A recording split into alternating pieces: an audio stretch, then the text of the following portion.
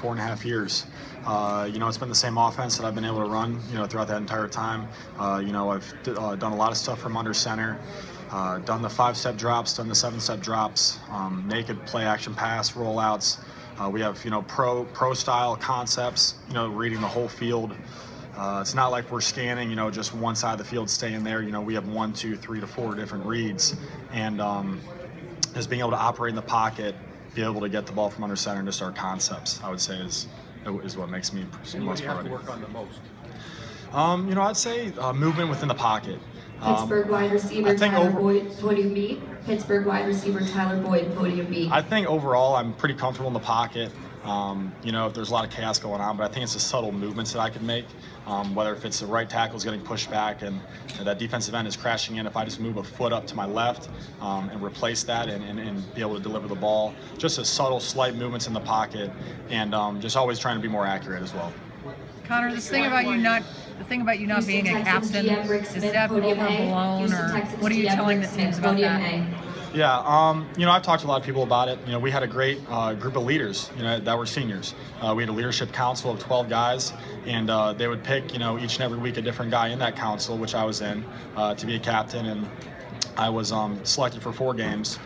Usually only guys get selected at least once throughout the season. I was able to be the captain for the Oregon game, Ohio State, the bowl game, and the Big Ten championship game as well. So, you can go through, and if you ever want to ask any one of my teammates who was with me back in 2012 or 2013 when I was a sophomore, 2014 when I was a junior, and this past year, and ask them if I was a team leader, if I was a leader of that team, and they would say yes. Connor, does that scrutiny bother you? That teams are asking that question, that they're asking your teammates, that they're asking you? No, not really. I mean, it's an understandable question, why wasn't he captain? And I'll just, be completely honest with them. And like I said before, it's just, we had a lot of leaders on that team. A lot of leaders. We had 22 seniors, I believe. We had the leadership council, and like I said, if you want to go back and talk to any one of my teammates and ask them if I was a great leader, they would say yes.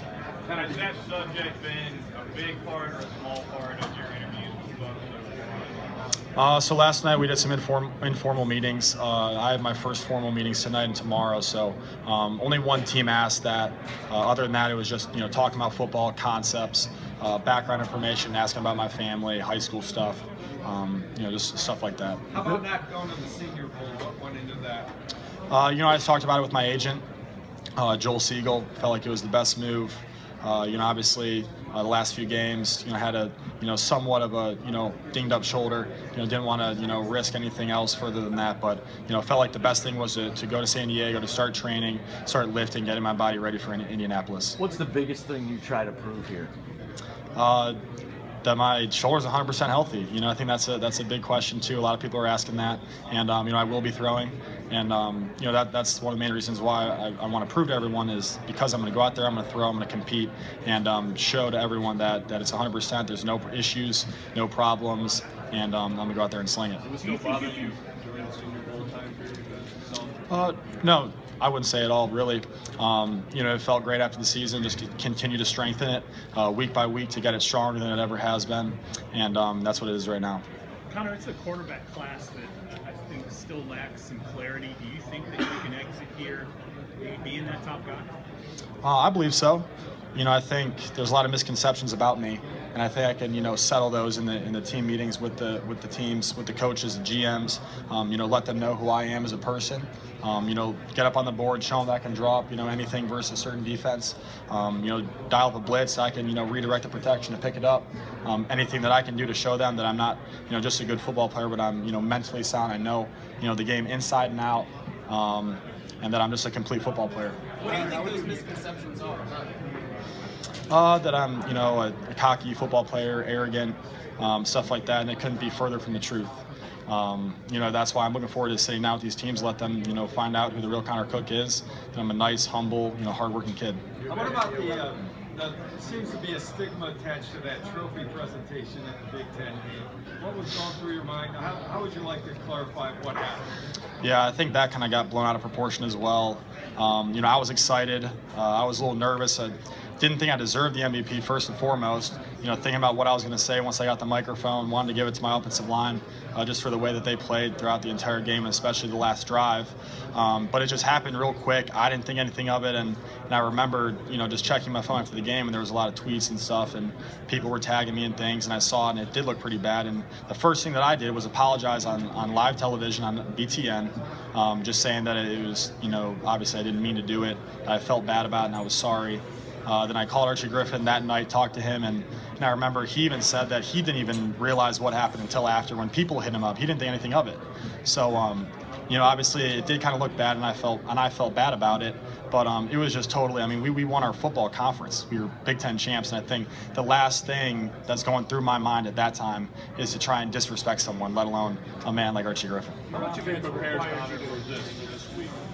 What have you done to prepare for these interviews and for even for this moment right now? Yeah, so I've been in San Diego training with George Whitfield, Jamal Ligon, Trip Hale, getting ready obviously for the testing, the 40, all the shuttle, the L cone. So I've been training hard in that area. I'm throwing a whole lot with George, doing all the combine drills that we're going to be doing here.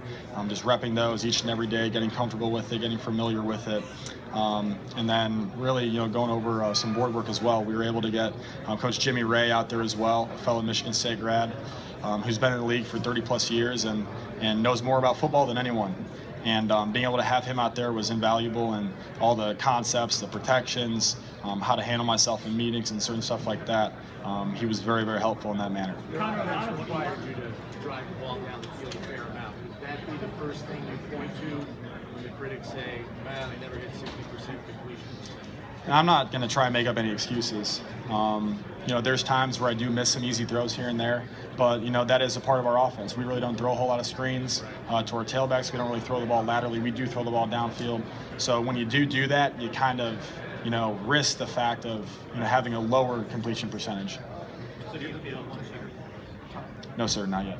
Do you have any idea where those misconceptions, at least about your personality, are coming from? Where that all started? Maybe it started with the not being selected captain, so people might think that, oh, he doesn't get along with his teammates, which couldn't be further from the truth.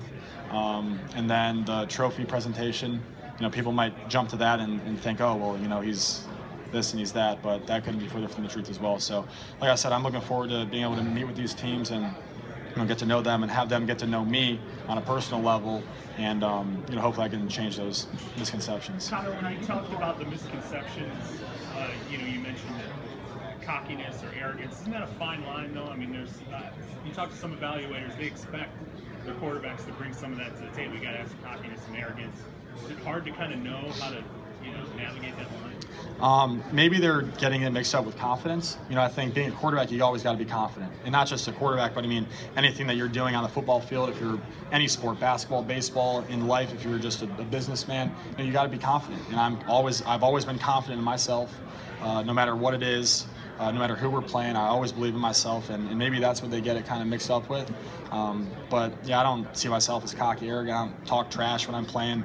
You know, I respect my opponent no matter who it is, and I'm just a confident individual.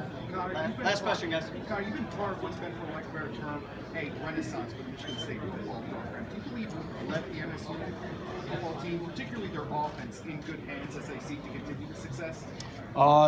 For most definitely. You know, I think, you know, looking at the success that we've been able to have, it's not just me. I've been so fortunate to be able to play on such great teams with great defenses. You know, you look at the 2013 team, I think a lot of guys could have played quarterback that year with the #1 ranked defense in the country and won a Rose Bowl. But, you know, the next year being able to play on another great team with a great defense.